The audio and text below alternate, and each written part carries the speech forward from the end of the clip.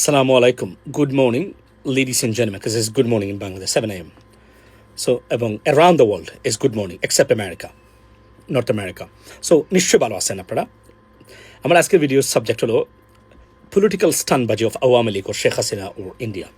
So আপনারা নিশ্চয়ই জানেন, ভিডিওটা খুব সংক্ষিপ্ত শুনে যাবেন, যে শেখ হাসিনা ডিসেম্বরে আসছেন, নানান ধরনের হুমকি দামকি এবং তার সংগঠনের সাধারণ অসহায় লেখাপড়াহীন নেতাকর্মী যারা আছেন তাদেরকে বলা হচ্ছে নেত্রী ডিসেম্বরে আসবে, স্লোগান উঠবে, নানান ধরনের বক্তব্য। আমরা জানি উনি আসতে পারবেন কিনা।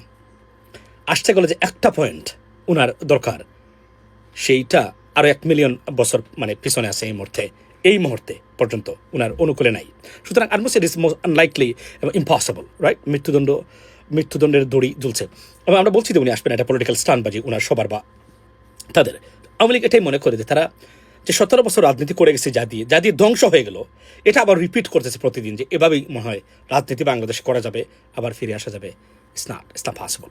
যদিও এনসিপি, জামায়াত, বিএনপির ভিতরে মত পার্থক্য খুব কঠিন হচ্ছে, বাট এটা আপনার ক্ষেত্রে ওইটা এক জায়গায় এক হয়ে যাবে, এটা আমি দৃঢ় বিশ্বাস করি। অ্যান্ড মোস্ট লাইকলি এবং জিওপলিটিক্স এবং এবং পৃথিবী বিশ্ব রাজনীতির যে পথ পরিবর্তন হয়েছে, নজিরবিহীন শিফট, যা এর আগে কেউ কল্পনা করেনি।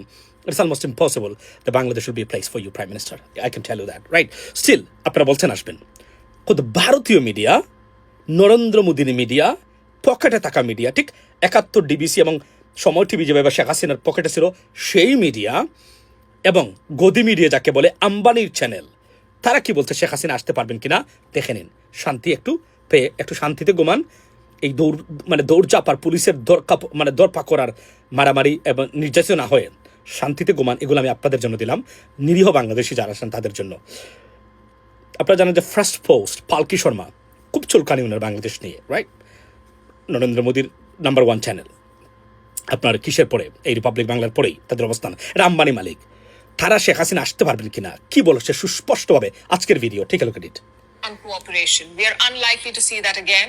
Sheikh Hasina says she wants to mount a comeback, but as things stand, it looks impossible. Mainly because the Bangladeshi electorate has turned. There is not enough space for a liberal secular party in today's Bangladesh. উনি কি বলছে? It is impossible.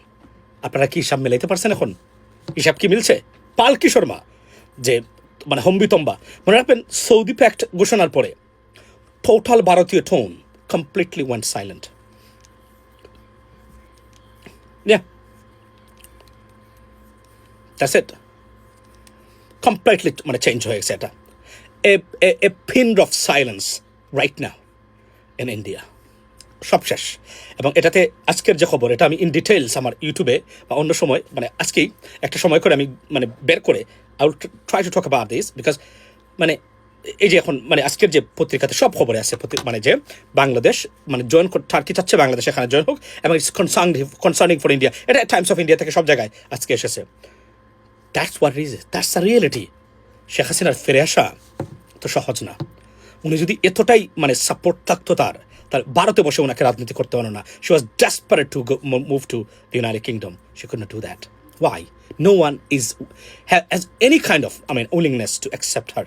People know, the countries know what she did in Bangladesh. That is the bottom line. ভালো থাকবেন, এবং যারা নেত্রী আর ওই নানক আর ওই যে এর কথায় লাফ দেন, আপনারা যারা সাধারণ গরিবের সন্তান আছে বাংলাদেশের, তাদের জন্য এই ভিডিওটা specially.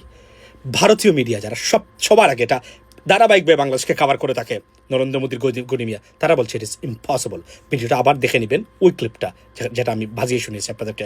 Have a blessed day, have a wonderful day, ladies and gentleman.